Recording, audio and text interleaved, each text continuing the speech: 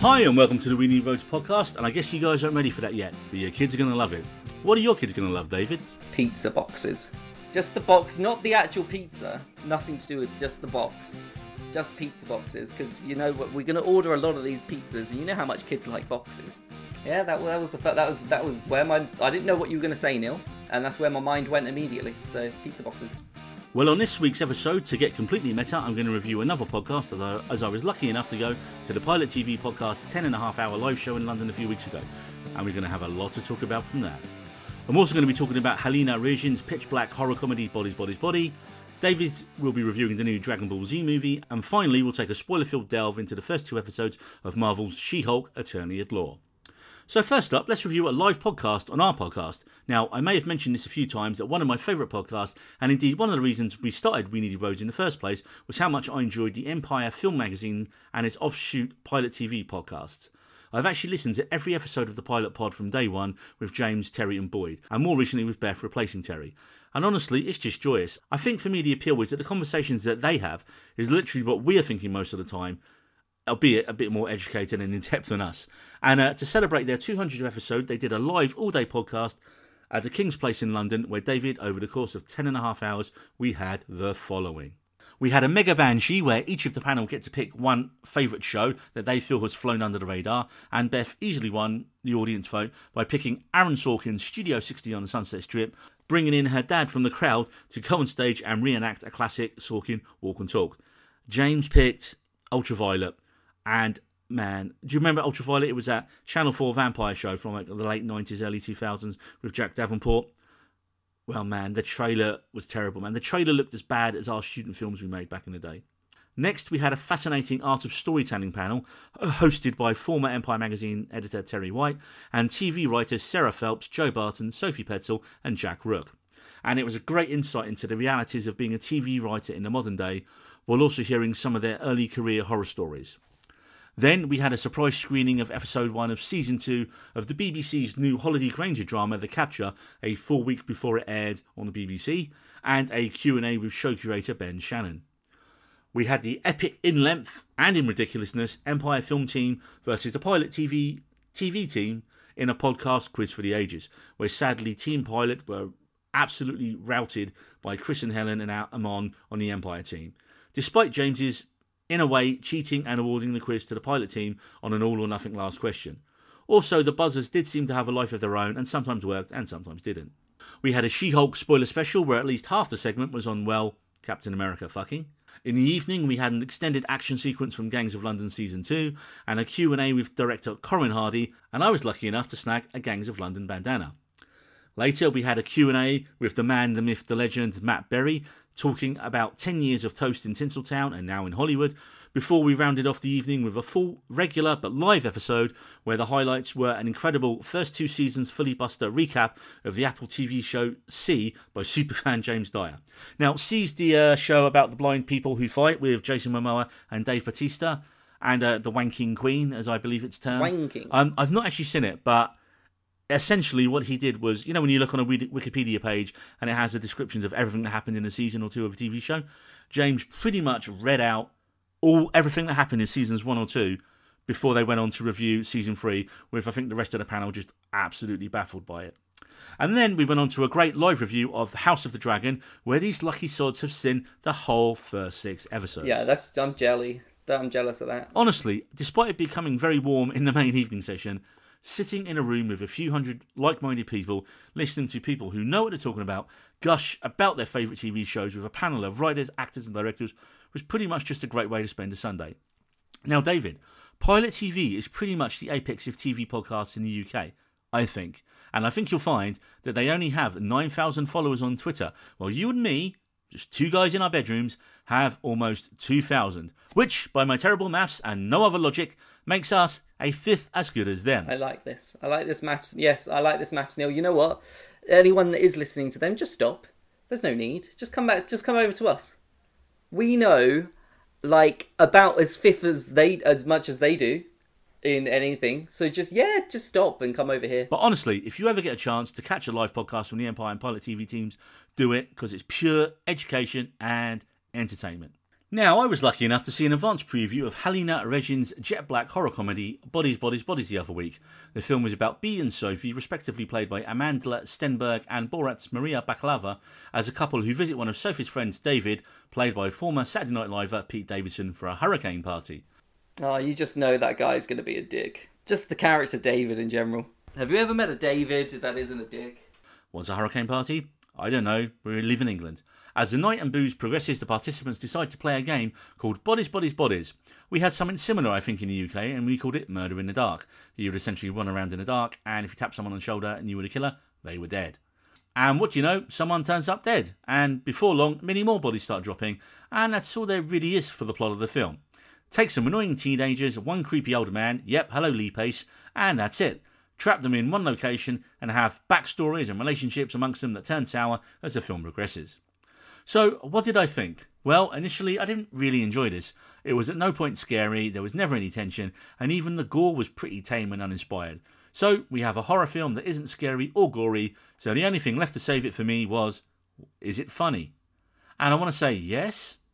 I mean, the script is sharp in places, and most of the young cast give great performances as utterly self-absorbed, annoying rich kids, and therein lies the problem. Bar Bea, who is kind of our surrogate into the world of these rich arseholes, no one is even remotely likeable in the film. I honestly didn't care who died in this film, and when they did, I was like, eh. There are a few bright spots that I liked. For example, after the first body is found, we cut straight to the surviving characters sitting back to back in the same room, which immediately made me think of the funnier and superior Halloween episode of Community, where they artfully deconstructed all these standard horror film tropes. You have the bit where Abed goes, nope, we're going to grab a knife and we're going to sit back to back and wait till dawn. This is kind of like the movie version of that. Also, Rachel Sennett's character Alice becomes much more enjoyable and funnier as the film goes on, and in particular her monologue about her podcast and her friends not listening to it really strike a chord for many of us here in podcast land. Another pro is that the central relationship between Bea and Sophie is another great on-screen gay central pairing, where the actual focus of the characters' relationship is actually based on their very different social economic backgrounds, with Sophie being super rich and Bea being a poor immigrant girl who works at a GameStop. Now, any issues with their relationship and the other characters are based on social status and not sexuality. However, for me, the film just isn't as clever as it thinks it is. At points, it tries to mock horror conventions, but then has characters do most of them anyway, thinking it can get away with it because the characters are all despicable and stupid. Everyone continuously splits up after the scene I just mentioned, where I was like, oh, they're being clever, and they are standing back to back, and it is going to work. When there's someone being attacked or people are running, the camera work is so hard to follow, you can't actually see what is going on until the scene is over. Now, it's pitched as a horror comedy that is supposed to show what kids are like today, and I think I saw one review where they said it's trying to channel euphoria through the funnel of a horror film. And that's quite a good example of what I think the filmmakers were trying to achieve. But the director is 46, and the writer, Christian Rapanian, is 40. And at times I feel like the dialogue is just a lot of buzzwords of how they think teenagers speak these days, with the standard phrases like, you're silencing me, this is triggering, all the kind of annoying stuff you hear kids say that was shown in the trailer for the film. You know, it's trying to have its cake and eat it while mocking wokeness and the way people talk these days and how annoying teenagers can be. Teenagers are just dicks, though, aren't they? Have you seen kids these days? Kids are the worst. They're just the worst people.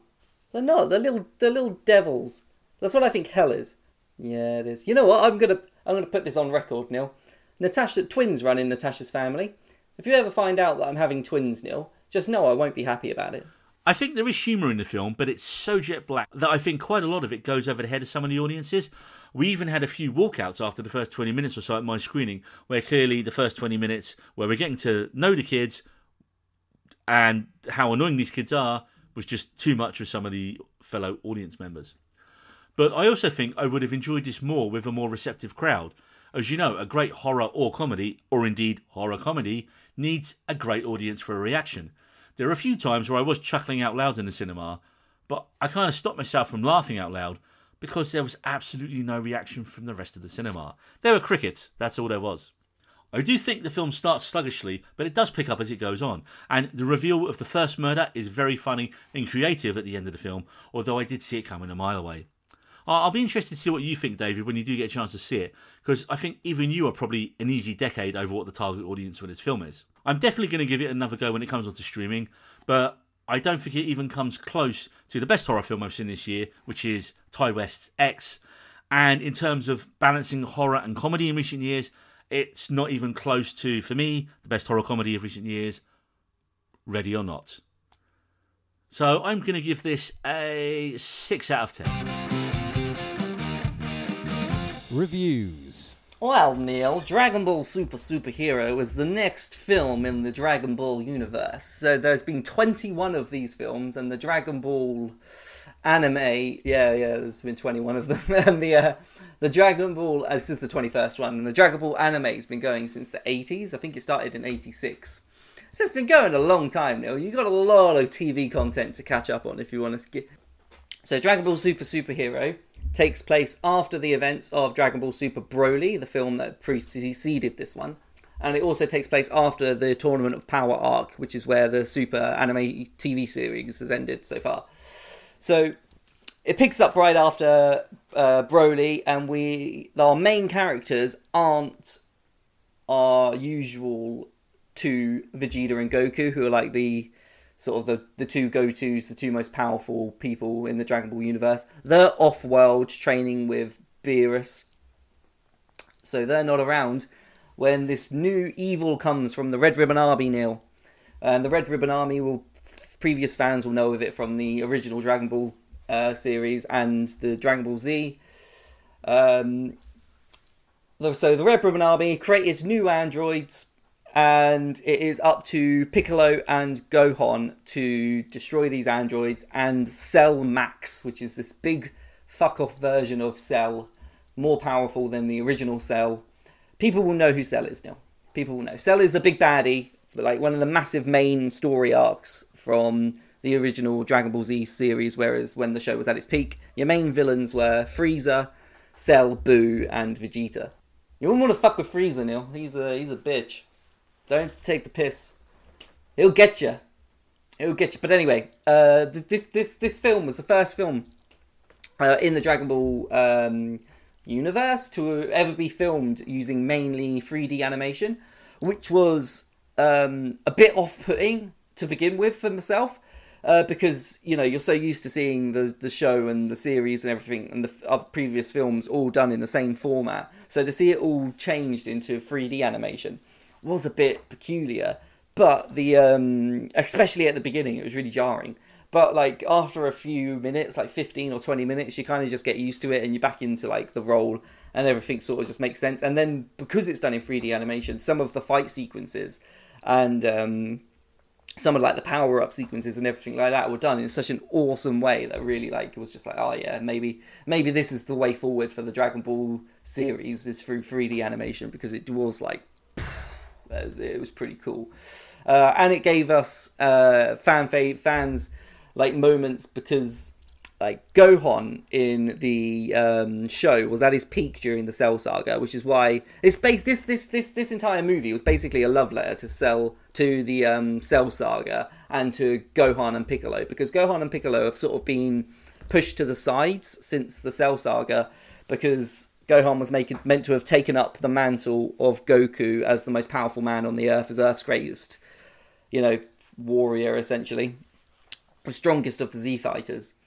And then during the Buu saga, and then during Dragon Ball Super at the beginning, Gohan's sort of been pushed back and back again, and he sort of became a bit lame, a little bit of a pansy. He's sort of got his own different power source, which is different to Goku's. So they draw power from different areas and different places.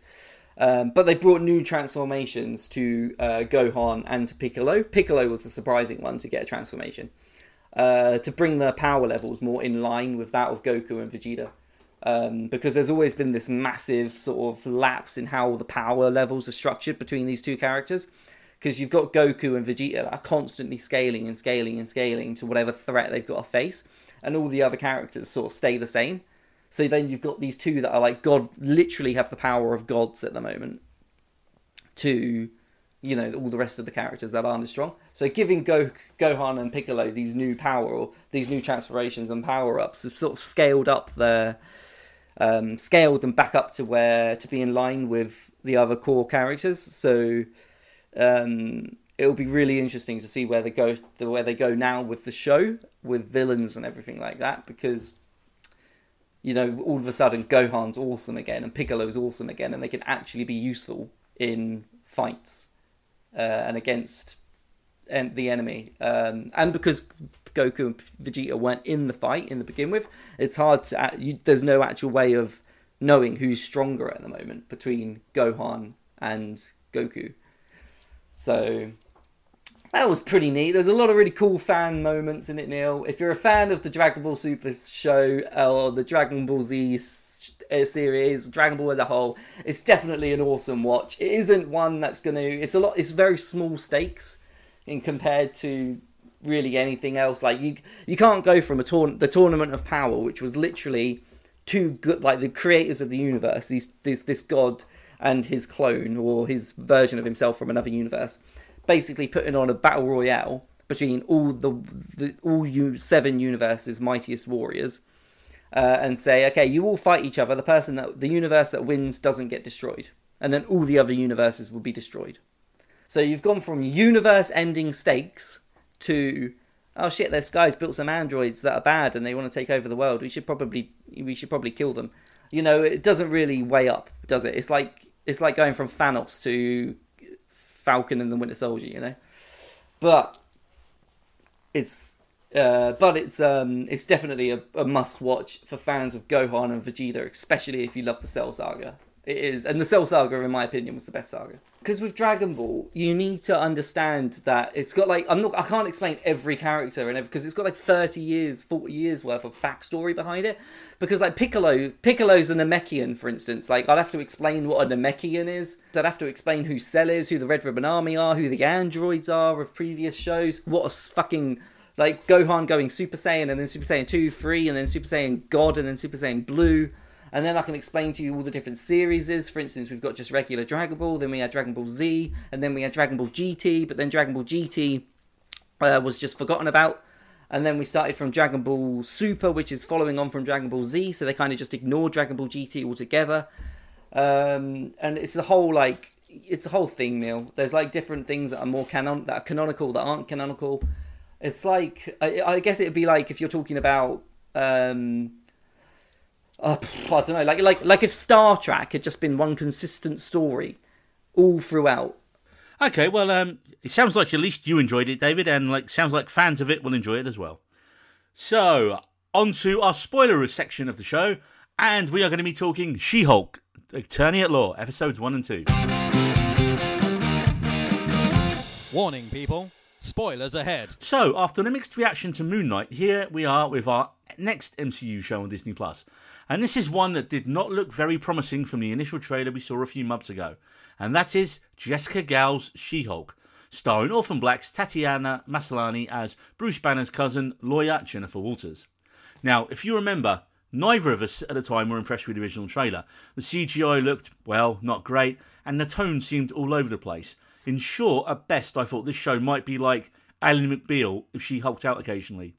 Well, we got a second trailer a few weeks ago before the premiere that gave us much more of a feel of what the show would be like, and I think we both generally felt a bit more optimistic about what the show would be after that second trailer, right? Mm-hmm. Yeah. So, episode 1 is titled A Normal Amount of Rage, and we immediately start with Jennifer about to close a case and then breaking the fourth wall, and no, Fleabag didn't do it first, telling us this is what happened to me, and then we can get back to the fun lawyer show. Now, I really like this because it sets out from the very start of the show that this is going to be a superhero/courtroom drama. But the show knows and acknowledges that we need her origin story first, and that's essentially what the setup for episode 1 is. Then we can carry on with the story that the showrunner Jessica Biel wants to tell. And that's exactly what we get in this episode, because this is our She-Hulk origin story. Now, we do get a slight change in the origin of her powers, although it's not radically different. In the comics, she gets Bruce's blood via a transfusion after an injury, but in this one, it's her blood mixes with his after a car accident. However, we quickly learn that Jennifer has a much different reaction to the gamma blood, and that she can Hulk up and back to Jennifer at will, and she also seems to be in full control even when she's in Hulk mode. Whereas Bruce mentions that the whole time he was on Sakaar, the other guy was in charge, and he was like a trapped observer in his own body, and it's apparent that Jennifer has none of these issues. We travel to Mexico, where Bruce begins to test and train Jennifer's powers, and again it's quickly apparent that what took him years to learn and master, she can do in a matter of days, weeks, was it? Also, I really liked Jennifer's rejecting Bruce's assertion that, no, you're a superhero now, and that she just finds it blatantly ridiculous, and she in no uncertain terms tells him, look, I've got no interest in being a superhero, and I will be returning to my old life as a lawyer as soon as possible. And of course, the first episode ends with her back in court, preparing to finish delivering a case, when she's interrupted by Jamelia Jamel's superpowered social media influencer. So, that's a new word. That's for like really, really posh ones. And she's interrupted by Jamelia Jamel's superpowered social media influencer, Titania, who crashes through an adjoining courtroom wall, and Jennifer has to reluctantly Hulk out and swiftly defeat her. Now, of course, we have to talk about the end credits scene, because as some of us suspected, we did get confirmation from Bruce that Captain America does indeed fuck. Earlier in Mexico, it's established that when in Hulk form, because of their metabolism, they can drink copious amounts of alcohol, although you do get stuck with a Hulk-sized hangover the next morning when you change back. And we flash back to this earlier scene in the credits where, after some pressuring from a drunken Jennifer, a drunken Bruce lets slip that Steve hooked up back in the 1940s with one of the girls on the USO tours. Therefore, case closed, Your Honour, Captain America does indeed fuck. Why would he tell that story, though? How would that come up in conversation? I guess you do talk like, you know, maybe it was like lads in a bar, you know, oh yeah, I banged this girl in the 30s, you know, like that sort of thing, which just kind of goes against the whole thing that this show's being like, you know, that men are kind of pricks, and that's why, you know, she was like at the beginning when she was being, when that bloke was like, yeah, I'm just being nice to you, darling, come on, let's have a drink, or let's, you know, and she's just like, fuck off, Hulk out on you. You get me? So I don't know how that conversation really happened with Bruce, you know, how he told that story. Because the Hulk and Captain America didn't get blipped, did they? After Infinity War, they were both around, weren't they? Yeah. So they were just like, you know, when they were like drinking and being depressed about like losing to Thanos and half the population of the world, they, you know, had a bit of a whiskey bender one day, and maybe, that happened. Maybe. But surely once Cap went back in time to live his life with Peggy, you know, he had a whole lifetime of shagging. And would he have gone back to? Well, no, because the USO tour, right, was before he met Peggy, right? So, or before he was with Peggy. I'm just saying that, you know, like once he's there, you know, he went back in time. So surely he's had his, you know, he did his service to his country. He went back in time, and then he got serviced. Celebrated it for a long time. Oh, Neil, that was dirty. I like. Well, mate, I mean, the fact that the show literally ends with She-Hulk going, Captain America fucks. It's just brilliant. I loved it, man. That's probably one of the best end credit stings of all time, I think. It's up there, man. It's very good. Now, I'm not really sure that the first episode really shows us what the show is going to be about in a narrative sense, as it's pretty much a bottle origin episode. And with most of the episode, it's just verbal and then literal sparring between the two cousins. Mark Ruffalo plays it brilliantly once again as Hulk-splaining Bruce, who is slow to realise that Jennifer's journey is not going to be anywhere near as long and as difficult to Hulkdom as his was. And it will be interesting to explore the other guy aspects of how Bruce was affected that way, and why Jennifer seems free of that at the moment. But it is really Masolini's effortlessly charming performance as Jennifer that anchors the show, and she truly is magnificent as Jennifer. Also, can we talk about why is there a Sakaran spaceship after Bruce? Do we think this is going to lead to World War Hulk, David, as potentially rumoured? Yeah, maybe. I don't know. I don't know what that is, to be honest with you. But World War Hulk. It's when he's on the. It's kind of what they hinted at in Ragnarok when he was like on the planet fighting people. Oh, okay.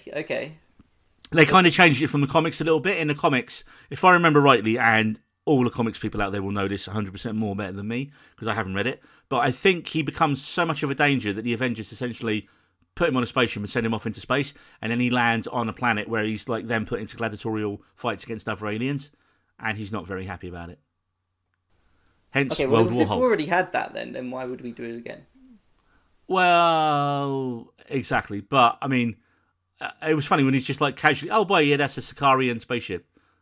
Okay, what I'm annoyed about with the Hulk is how it's gone from being this, like, you know, if you go from the very first Hulk film, The Incredible Hulk, where it wasn't Mark Ruffalo, it was Eric Bana? No, that's the.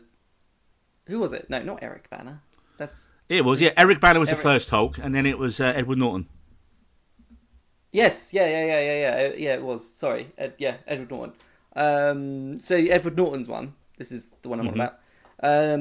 Well, when you see that Hulk, he's like he looks awesome. He's ripped, like he's proper like rage Hulk. And now you see Hulk now, and he's doing yoga, and he's kind of become more of a comic relief character than the actual badass that the Hulk is, and that kind of annoys me a little bit. And it's like, well, I feel like, like the Hulk's awesome. He's meant to be this ferocious fighting machine, and I guess it's character progression and all that. But ultimately, he's become a comic relief kind of character. Hashtag not my Hulk, David, is what you're saying. And hence why this is essentially your sitcom, isn't it? It's a comedy of the what we were saying, where Disney and Marvel in their TV shows are basically just doing every genre of TV that they can. And this is the lawyer comedy drama. This is the lawyer sitcom kind of thing. But to do that with the Hulk as a character, like the Hulk, I want the Hulk to be awesome. I want the Hulk to be ferocious and killing people. Yeah, but this isn't his show. This is her show. I know. And I don't think he's going to be in it much, bar that first episode, if I'm honest. I'm on their IMDb account, and he's in 9 episodes. Yeah, but that's perhaps just them being lazy and saying, "Oh, yeah, he's in it briefly." All right, so we're going to move on to episode 2, David. But as you haven't seen it, I'm going to avoid spoilers and just give you a brief. Can we talk about episode 1 still? Because how she got her powers as well, I was a bit like, oh, is that how easy it is to become a Hulk now? All you got to do is just get Mark Ruffalo's blood. If that was the case, why wasn't everyone just getting Mark Ruffalo's blood? Well, because Mark Ruffalo's not going around giving his blood to everyone. Because he knows how dangerous it is. Yeah, but if he's going around, if he was dumb enough to wear that device where he's not going to turn into the Hulk, he's obviously a massive target to people. And people could have just gone and been like, oh, okay, stab, drain your blood like a vampire. And now I'm a Hulk. And yeah, now we're going to have breed an army of Hulks. Well, you never know. That's where the story could be going. Maybe. I don't know this. I'm just blatant speculation. I did find that a bit silly, and the CGI in one of the scenes was god awful. It was when they were walking through the bar, and it was just the worst. The rest of the times it was fine, but that scene, it was like the one where in Captain America and the Winter Soldier, where they're on top of the bus, and it was or top of the trucks and they're fighting, and that was just awful as well. But David, did you enjoy it? I enjoyed it to a point, but I didn't enjoy it as well. I feel like any of the MCU TV shows that are coming out that aren't set in their own sort of little pocket universe or pocket world, such as like WandaVision and Loki were both set in their pocket worlds. So I really enjoyed them because they felt completely separate to everything else that's going on. But the ones that are set in like the regular timeline of everything, I don't know. I feel like there's something that's just not connecting with me with them. I feel like it's because they don't feel. I don't know. I find it really difficult to explain what it is and why I'm not enjoying it, because I had the same with Captain America and the Winter Soldier, Hawkeye. That was just the other one with the Egypt thing. I've completely forgotten his name. I thought Moonlight. You're saying about them like the little pocket users. I thought Moonlight was pretty much its own thing, wasn't it? It was similar, but it was still a part. I thought Moonlight. Well, Moonlight didn't feel connected to anything really to me. That's what part of my issue with it. Captain America and the Falcon and the Winter Soldier for me was just badly written, and I didn't enjoy that because it was trying to do a good thing. Obviously get Sam to be. I feel like my big problem with the movies as well is that it's not going anywhere. You feel like you're just getting content for the sake of content. And it's not actually doing anything or going anywhere or progressing anything. Well, in Feige, I trust, mate. I still think it's going to all come back in and tie together. And because they've announced it all, might do, but it's not at the moment. I feel like at this point it should be. Well, that's your fault for being impatient, disconnecting me, and I think it's disconnecting a lot of fans from the MCU. Oh, well, we mentioned this on one of the other pods recently, and I think the problem is people put 10 years into the MCU, and then after Endgame, they're like, okay, and as much as we enjoyed that and it was awesome, we're not giving another 10 years of our time to staying up to date with it all, maybe.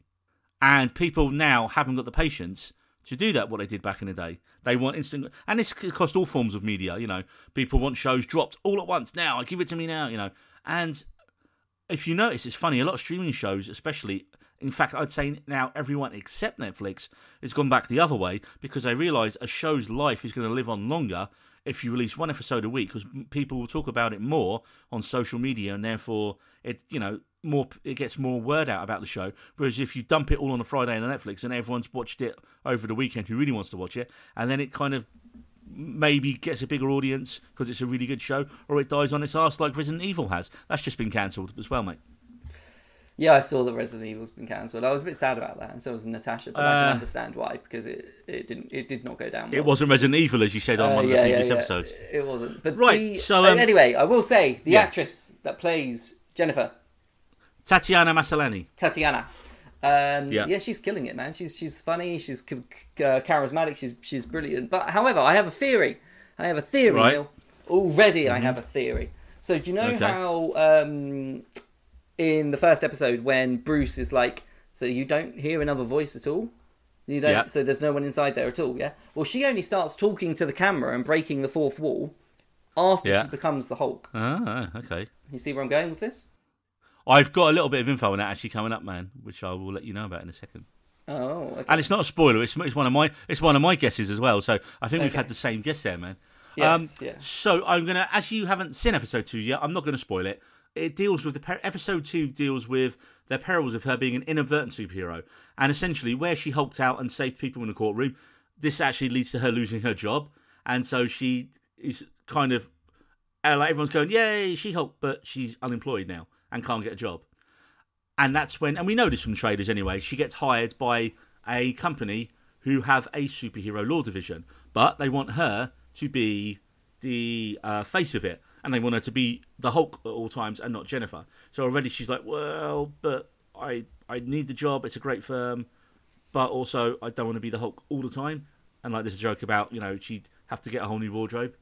And of course, her first client they want her to represent is Tim Roth's M.L. Blonsky, otherwise known as the Abomination. And as she rightly mentioned, she's like, well, you know what? There might be a bit of a conflict of interest here, as he did try to kill my cousin. Mm-hmm. And there's a great bit. This is where I was saying, it says he's in all 9 episodes with Mark Ruffalo's Hulk. He's here on a phone call on this one, and she literally calls him to say, should I take the case and that? And he's like, oh yeah, we're cool. Me and Emil are cool now, man. No problems. In fact, I was a whole different person back then. Nice little nod at Edward Norton there. Do you know what? I wonder if we're ever going to get a multiversal version of the Hulk. Could they do a Spider-Man with the Hulk and bring back Eric Bana and Edward Norton? Maybe. What do you reckon? What, like the Hulk's, like an actual Hulk movie? Well, you could get a multiversal versions of the Hulk, couldn't you? You could get Norton and Banner back. I think there's some sort of contractual thing there because Universal Studios distributed The Incredible Hulk and Marvel Studios hasn't received the distribution rights to the Hulk from Universal. So I don't think they can film a Hulk film, like a feature film with Mark Ruffalo. That's why he's never had a standalone film, isn't it? That's why he's always had to be in. Okay, fair enough. I mean, also, we could also do a Natalie Portman with Liv Tyler and bring her back into the MCU. Liv Tyler was always good. She can get Portman's and you could bring her back in because Betty Ross. Because we've had Thunderbolt Ross in some of the other films as well. I will say as well, you get a post-credit scene on episode 2, and while not up to the standards of episode 1, it is still quite funny, and it's kind of a more throwaway one than that one. So I think, that's all I'll tell you about episode 2, as we don't want to ruin it massively for you. But I will say I'm enjoying it. I think some of the girl power stuff is a little on the nose, but then you can argue it needs to be because the female characters in the MCU have been so poorly written for years that maybe some sledgehammer scripting is needed so that people can get the message. But it does feel a little bit like Marvel playing catch-up here. Even by the end of episode 2, we haven't seen much of the supporting cast yet, with very little seen of Jamelia Jamel's Titania, or Jennifer's best friend and paralegal, Nikki Ramos, played by Ginger Gonzaga. Now, what is cool, though, we do know we're going to be getting Wong, and Charlie Cox's Daredevil is going to turn up at some point, because we saw him in the trailer. So, hey, if you do have your first on-screen MCU lawyer, it would probably help for him to give Jennifer some pointers, right? He can be like, hey, I'm a superhero, and I do law. So, I'm guessing he's going to be like kind of like a law it's that mentor. Thing where that she mentioned in the first episode, where she's like, "Oh, what? Your man's got to tell me how to do my job." I wonder how that's going to go down. But I'm enjoying it, and I like that it's a shorter show. I was much, do you know? And I think I'm enjoying it that much that episode 2 flew by so quickly that I was mildly disappointed when it ended, because I was like, wait, what? No, it's just well, it's over. Now, the fourth wall breaking, and indeed it was originally done in the 1989 comic, The Sensational She-Hulk. But from what I've read about it, and I'd love them to do this in the show, but I don't know how it works, is they really... It's not just her talking to the reader, the viewer, as such. Like, in the comic book, they really went out there with some of the crazy shit they did.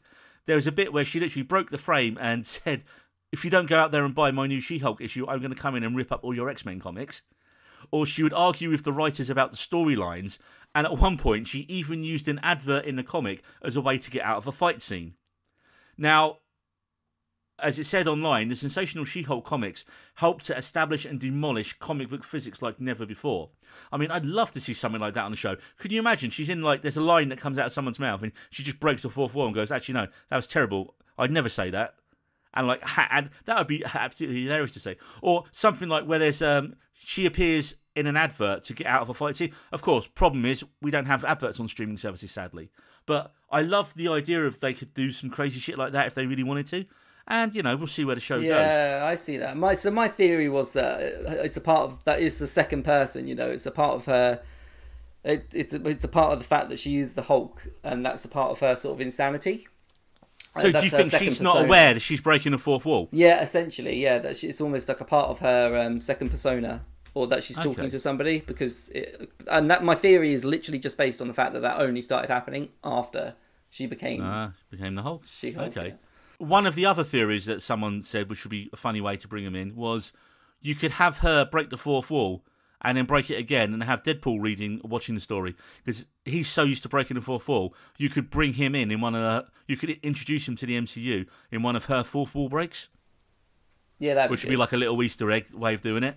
You know, so I think it was Ammon Warman on the Empire podcast on their spoiler special who posited that theory. He always does his Ammon guarantee, so he thinks Deadpool is going to appear in a fourth wall break in She-Hulk.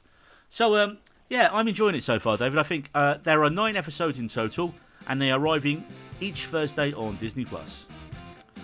Right, well, that's all the time we have for on this episode of We Needy Roads. Join us next time for our thoughts on Game of Thrones prequel House of the Dragon, news on the Community movie, their terribly named horror show From, and an Amazon Prime's adaptation of Brian K. Vaughan's graphic novel Paper Girls. See you next time. Bye-bye.